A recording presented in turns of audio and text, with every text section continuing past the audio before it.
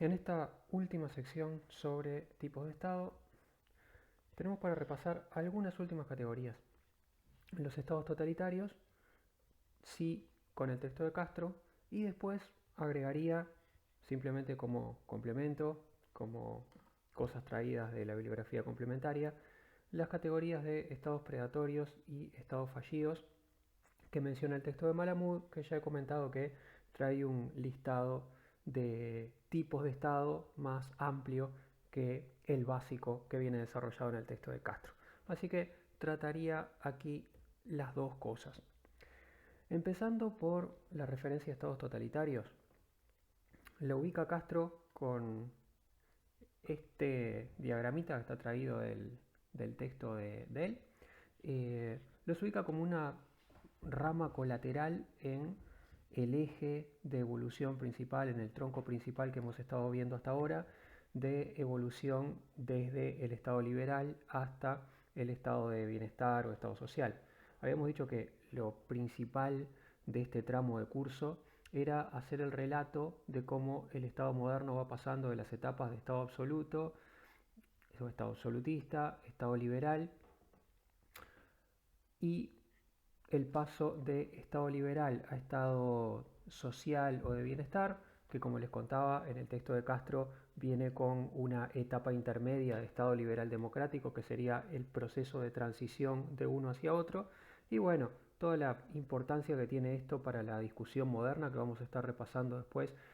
en todo el resto de esta sección sobre etapas históricas del Estado, ideologías y ciudadanía, porque bueno, el paso de Estado liberal a Estado social eh, pone el tema de discusión justamente en la relación entre el Estado y el mercado, entre cuánto Estado y cuánta libre dinámica social, que es el eje sustantivo, el principal eje, uno de los principales ejes de discusión en la política moderna en cualquier país. Bueno, pues lo que plantea el texto de Castro es cómo en algunos casos, en algunos países, donde esa transición desde el Estado liberal hacia el Estado social o Estado de bienestar se planteó de manera especialmente tensa, esa tensión terminó por quebrar el sistema y se derivó en otra ruta, en otros formatos de Estado. Y acá es que Castro desarrolla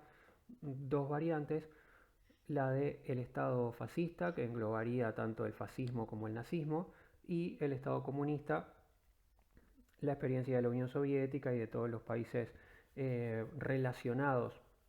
al bloque soviético o emparentado con él, un régimen posterior comunista chino y así. Quería empezar por plantear esto que decía Castro de, de que estos serían casos de especial tensión en la transición, en esa evolución de una etapa de estado hacia otra.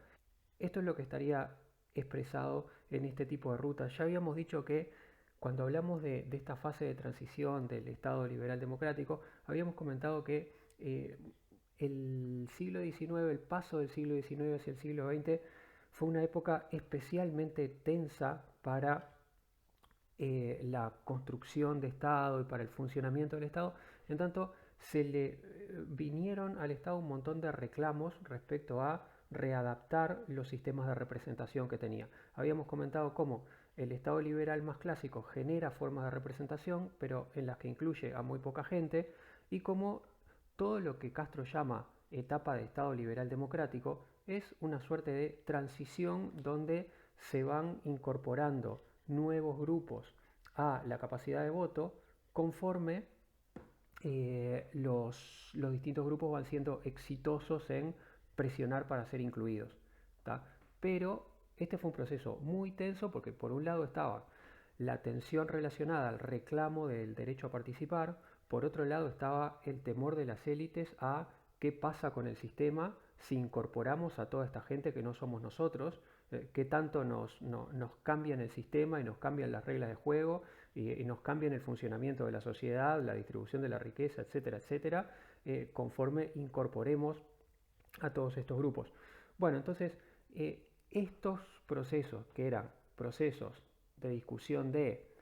derecho a participar, pero al mismo tiempo discusiones sobre la forma de distribución de los recursos, el grado de distribución de la riqueza, el estatus de la propiedad, etcétera, etcétera, todo eso discutido al mismo tiempo, en algunos países, fue procesado de manera suficientemente suave y armónica como para que la transformación de un sistema hacia otro se fuera dando paulatinamente, manteniendo el esquema democrático, ampliando el voto y manteniendo el régimen democrático, mientras que en otros se da como ruptura porque esas tensiones terminan haciéndose extremas, se quiebra la lógica de Estado liberal previa, se quiebra esa transición del Estado liberal democrático y entonces se pasa a respuestas autoritarias. Tanto los estados totalitarios fascistas como los comunistas tendrían este rasgo común. Suprimen la democracia, suprimen entonces la representación a través del voto, la competencia de partidos y tratan de resolver el nivel de tensión generado, el nivel de conflicto interno generado en esos países, en los dos casos mediante fórmulas autoritarias. Cada una de esas fórmulas autoritarias con,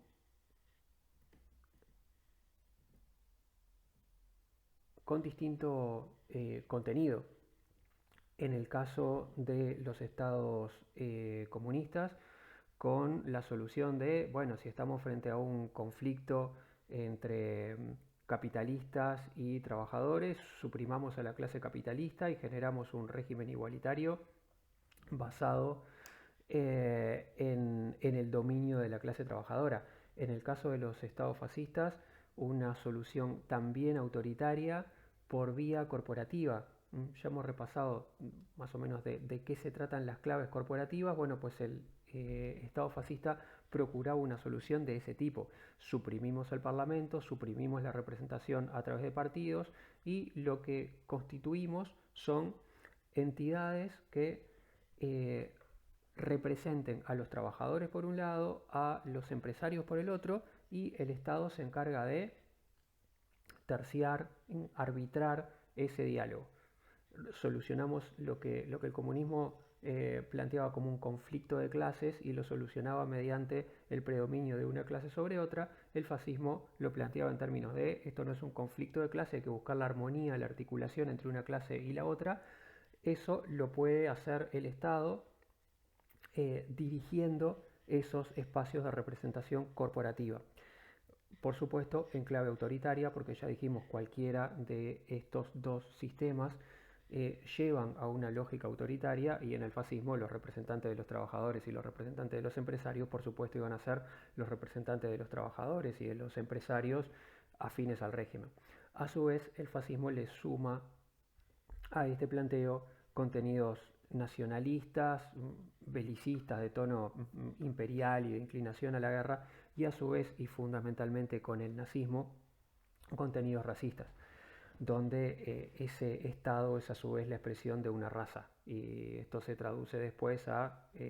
la expresión de la superioridad de esa raza sobre los demás, y por tanto de ahí también el empuje imperialista que este tipo de Estado tiene.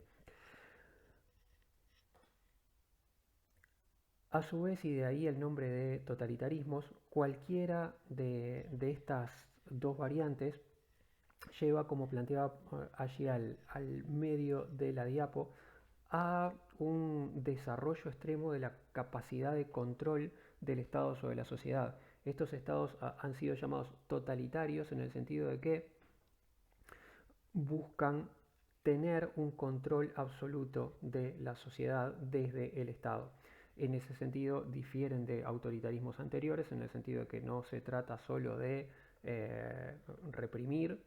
no se trata solo de imponer la autoridad por la fuerza, aparte se aspira a un control muy minucioso de todo el movimiento de la sociedad desde el régimen, desde el aparato estatal. Entonces cualquiera de los dos casos también lo que hace es proyectar al extremo el rol del Estado, las funciones del Estado respecto a esa tensión que habíamos dicho que se planteaba en el paso del liberalismo al Estado social. En el paso del liberalismo al Estado social lo que tenías era un Estado muy mínimo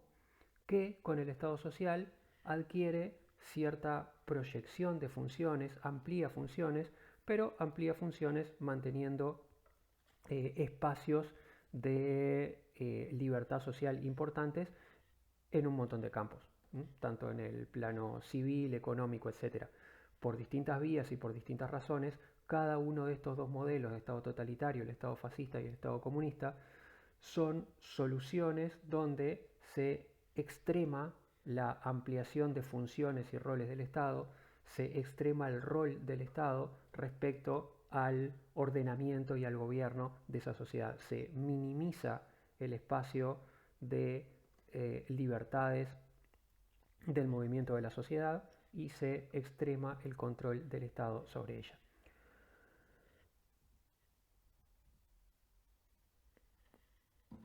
Y en cualquiera de los dos casos,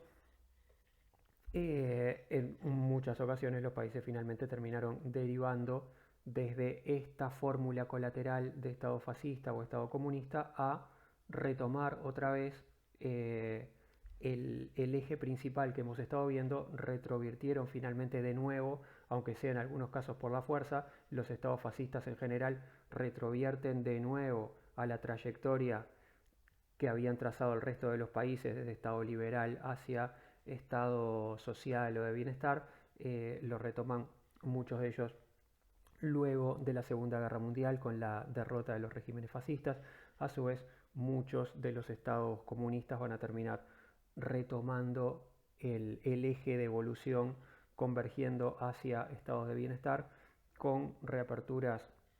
democráticas luego de la caída del bloque comunista. No obstante, también, como sabemos, algunos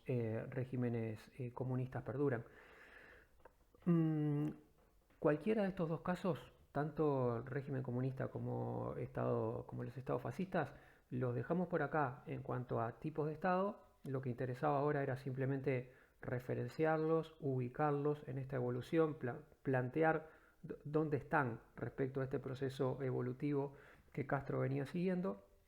Lo dejaríamos por acá en cuanto a sus características básicas. Nos va a tocar retomar esto después y hacerlo con más detalle histórico de la relación de dónde surgen los planteos comunistas y fascistas, de dónde viene esta historia y cómo se articula en el debate ideológico previo, porque cuando vayamos a la unidad de ideologías tenemos que volver a tratar todas estas cosas, ya no en clave de describir esto como una etapa histórica del Estado, como una forma de Estado específico que ocurrió en un cierto momento, sino volver a discutirlo desde otro plano, desde el plano de la historia de las ideologías, la historia de las ideas. Esa historia de las ideologías pone esto en un panorama bastante más amplio que como lo estamos viendo acá.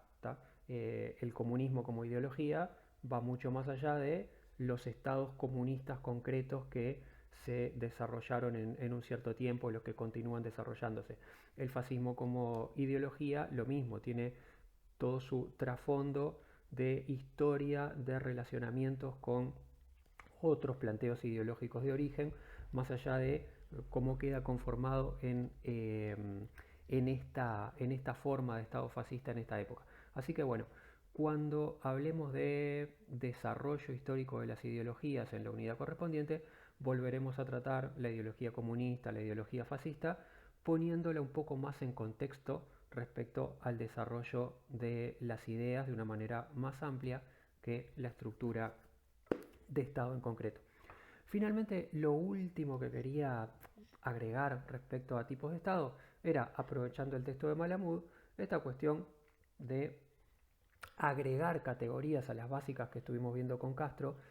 fundamentalmente con las categorías de estados fallidos y estados predatorios. Las dos son categorías de Estado que no cumplirían completamente con las características que estuvimos viendo en las anteriores, por diversos motivos, como ahora vamos a ver. Ante todo, La categoría de estados fallidos refiere a estados que tienen todas estas características que vemos por ahí en el listado. No generan bienes públicos, no alcanzan a desarrollar servicios que brinden a la sociedad a través de su estructura. No son reconocidos a nivel internacional y no logran un control efectivo sobre el territorio porque hay otros grupos armados, hay diversos grupos armados compitiendo por el control de ese territorio, por tanto ninguno de ellos llega a expresar un control cabal de ese territorio a través de las instituciones. Estas situaciones de estados fallidos se han mantenido principalmente en África.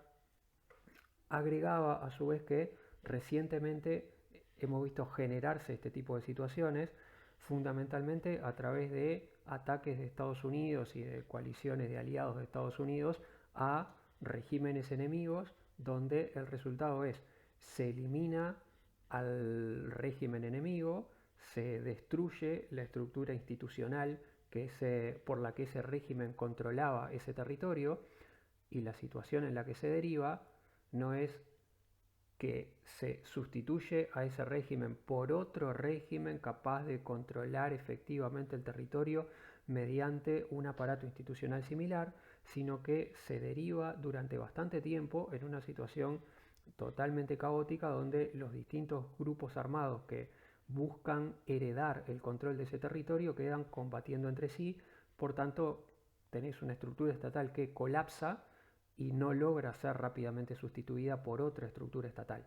Bueno, ahí reproducimos esta situación de estado fallido. Podés tener estados fallidos entonces en países donde esa estructura no termina de cuajar, o en países donde esa estructura se instaló, se desarrolló y por un hecho crítico como un ataque desde el exterior, esa estructura colapsa y no logra ser sustituida. A su vez, una segunda figura un poco menos caótica que la anterior, o sea, menos caótica que la anterior, pero con resultados no muy distintos en cuanto a en cuanto a la actitud meramente coactiva de las fuerzas de control sobre ese territorio, es el de la figura de los estados predatorios. La figura de estados predatorios se creó, se planteó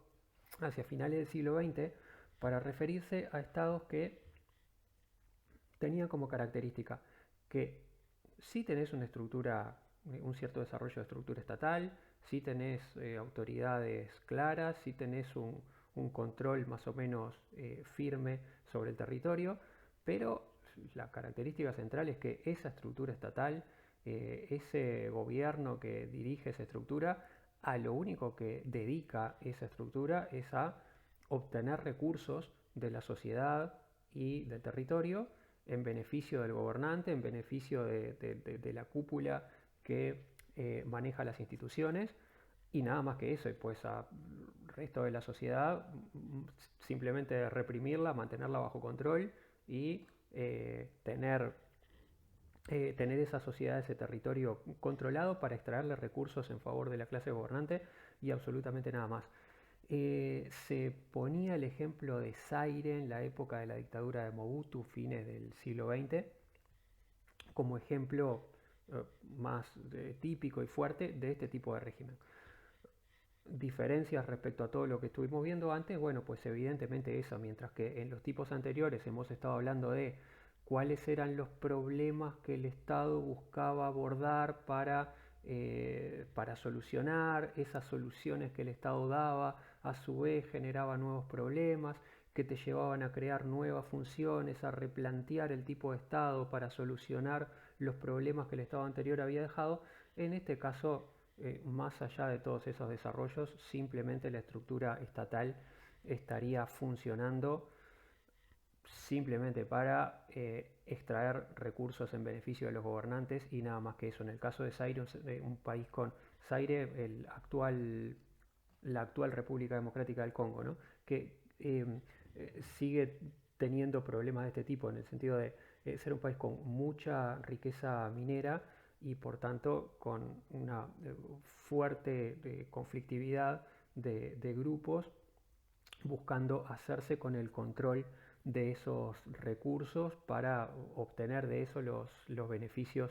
que da en términos de exportación. Lo que se planteaba del régimen de Mobutu en el caso de Zaire, en la época de